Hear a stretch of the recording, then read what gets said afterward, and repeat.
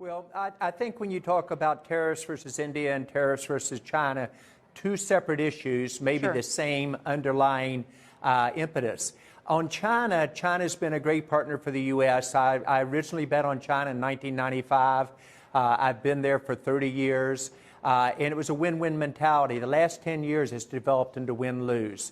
Our trade deficit between them has gone from $100 billion 15 years ago to $400 billion today. Different rules apply to American companies in China versus Chinese companies here. There's an unacceptable level of industrial espionage, and that has to be dealt with. So even though I'm a huge believer in China and U.S. relations, I think what is occurring in terms of holding China accountable is a must. The tariffs is just one of the issues. India is an entirely different phenomena. India is the most important strategic partner to the U.S. and the world, and India also views themselves as the U.S. most strategic partner. When I started saying that 4 years ago when I became chair of the U.S.-India Strategic Partnership Forum, people didn't get it. But today, if you were in this room and you would listen to literally Secretary of Energy Rick Perry talk about it, or Secretary of Commerce Wilbur Ross, or Speaker Pelosi at lunch, she was just amazing. And then we'll hear from Jared Kushner later today. You've got the top American government leaders saying this is a country we want to have a partnership with. The tariff issue with them is more transactional. We'll work through that. That's what a partnership is about. And you see the same thing from Prime Minister Modi, who is amazing in India, and all of his cabinet, who we meet with regularly. So fast forward for your investors listening. If you're betting on one country outside the U.S. for GDP growth over the next decade, double down on India. Modi just won there in a big time.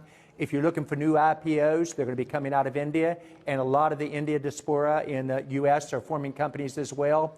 And if our two countries could work together, not just on trade, and it's growing at 7% per year, and it's more equal than most of the other countries are, and we can improve it, and I agree with that, you're suddenly looking at an ability to invest in startups in the U.S. from the India diaspora as well. So I think they're entirely different scenarios. The trade issue is just a common bond. It's interesting, John, that you should describe India as our most important strategic partner in the world. I really want to linger on that thought for what it says about where India is today and how far it's come. When we were last together a couple of years ago, you were talking about how India is the, not sleeping giant, but really the Goliath of South Asia. Is the playing field on trade between India and the United States level? And if not, how does it need to be leveled so it's more equitable? So in the sequence you just raised it, India has been the sleeping giant, a slow follower. Now it's becoming the fast leader. The economic growth over the last 5 years has been the strongest in the world. Modi got reelected in a landslide. He's very pro-U.S., India working together. There needs to be changes and a little bit more balancing on the playing field. But different than China, the Indians understand we've got to find a way for this to be a win-win.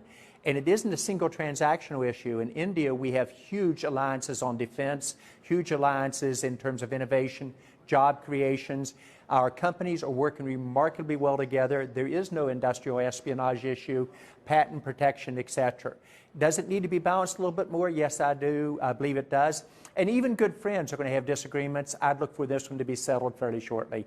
Prime Minister Modi and President Trump actually get along very well. President Trump said in the G20, he said, we are great friends, and by the way, the relationship between our countries has never been better. That's the atmosphere you see inside the room there. That's one of the few things, interestingly enough, that Democrats and Republicans actually agree upon. The importance of India and the U.S. becoming partners, and now suddenly people realizing perhaps the most important relationship in the world. Let me probe the